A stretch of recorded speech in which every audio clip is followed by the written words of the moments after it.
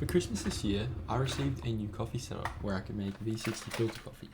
And this is really cool, but it brought along a problem where my bench is now super cluttered and there's not that much room to cook.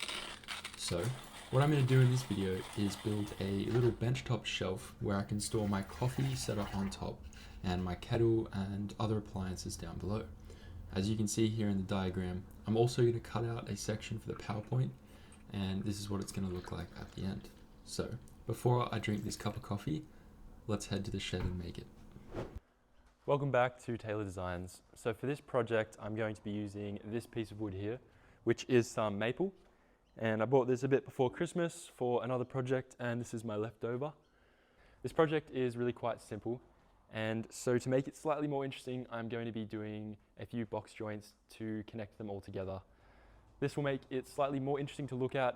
It will push my skills a bit further and will also make the joints a bit stronger.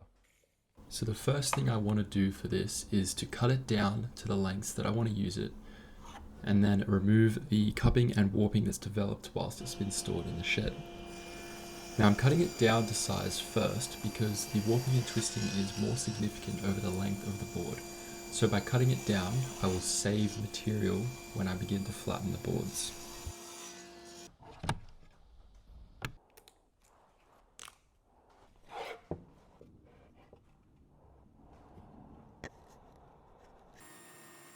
As I was finishing up surfacing one of the boards, unfortunately my batteries died, and I had none left. All three of my batteries are flat. And so what do? You play a game of pool while you wait for your batteries to charge so you can get back to it. You'll begin to notice pretty quickly in this video that I was very easily distracted. And although my batteries died, I still managed to play 2 full games of pool. And when they died again, I spent some time burning steel wool. And later on, I will spend way too long sharpening my chisels when I probably could have done it another way. Anyways, now that all the boards are flattened, it's time to clean off the only way I know how and get onto the box joints.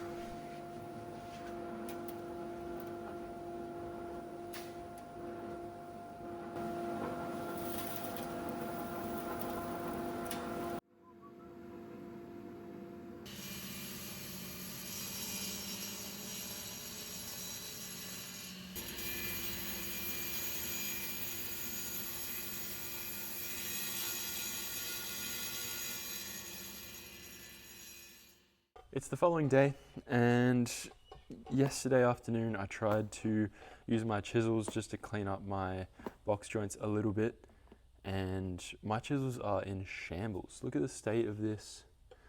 Massive chips in it, and they're just not in a good way. They're all munted. So I'm going to try and sharpen my chisels. I've got a whetstone, and I'm just going to give it a quick go before I keep working on the benchtop shelf for the day.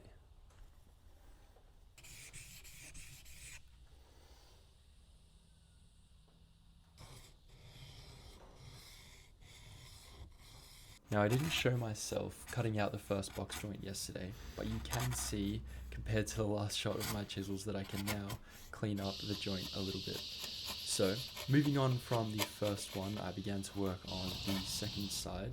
As you can see here, I just begin by measuring it out and then taking it to the bandsaw, where I begin to make a series of cuts to remove the majority of the material, and then come back afterwards with my chisels to clean it up.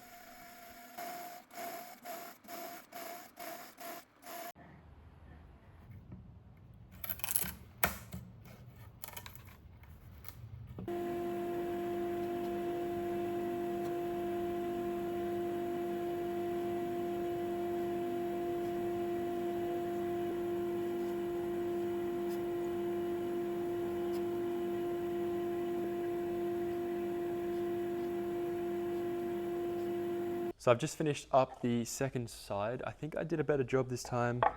Hopefully it'll be a tighter fit, but let's do a test fit and see how it goes. So we know this side is super loose. This one, ooh, nice and tight, very good. Very cool. That looks so much better.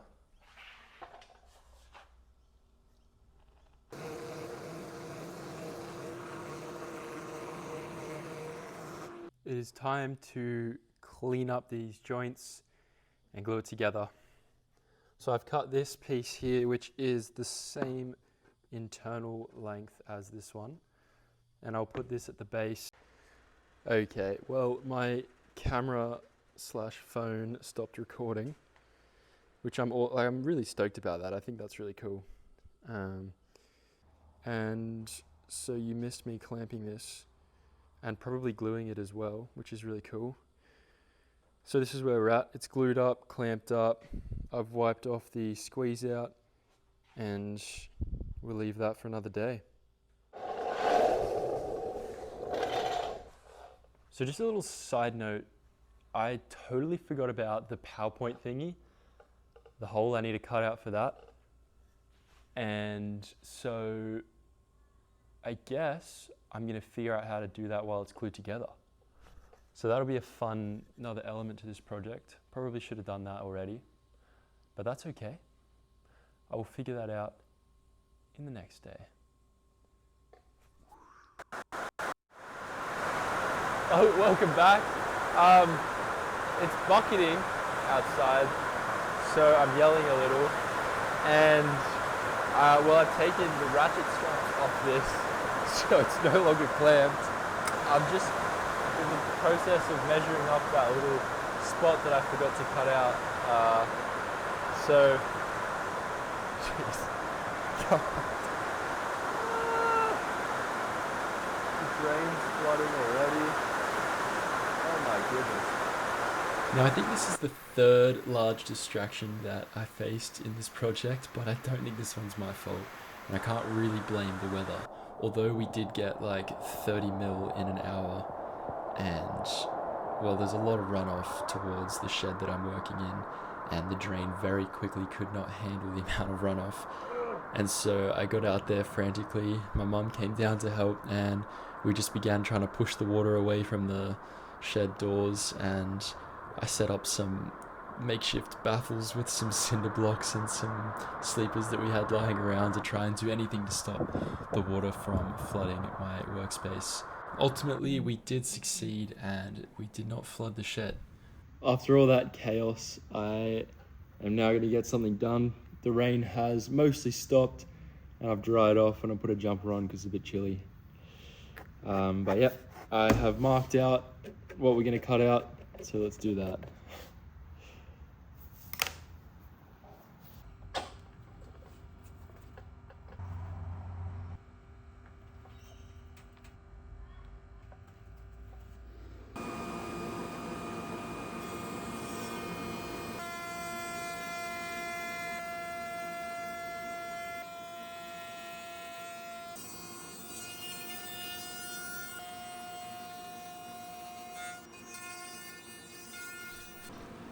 You may notice as I'm beginning to cut out this hole for the PowerPoint that it looks a little bit different to what I had designed in the drawing initially. And this is because the piece of wood is thinner than I had thought, and so by cutting out the entire section for the PowerPoint, it would have taken most of the width of the piece of wood, and therefore I don't think it would be strong enough to support the weight on top. So I designed around this by only removing half of the material for the first section of the hole, which allows the PowerPoint to slide in behind, but also leaves material there to support the shelf itself. We're all ready to finish it up now, but one last thing I wanted to do before I put the oil on it is just attach a couple of screws so that I can mount a power board underneath, so that when it is on my bench, I can have a few extra PowerPoints that won't be seen.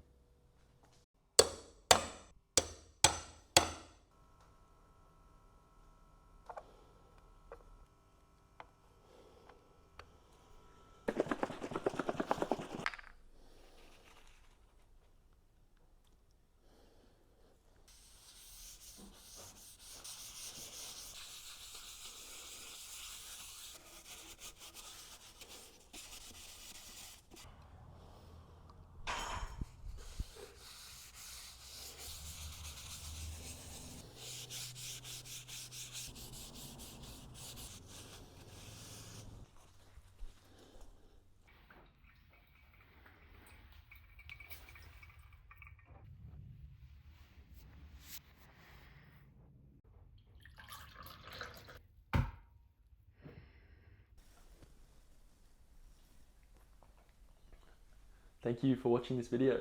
It's been good fun organizing my bench a little bit, and I hope you enjoyed watching it.